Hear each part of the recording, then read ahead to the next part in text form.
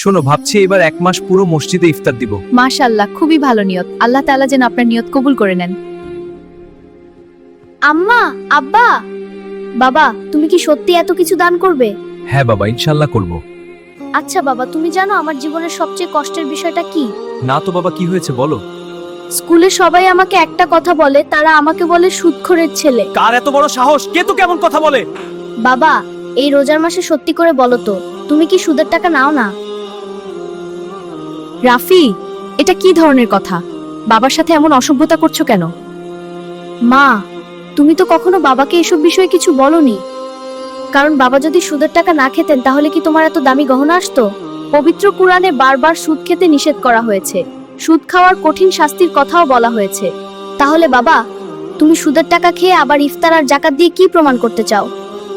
সেই ছোট্ট ছেলের সরল কিন্তু সত্য প্রশ্ন যেন তাদের অন্তর কাঁপিয়ে দিল।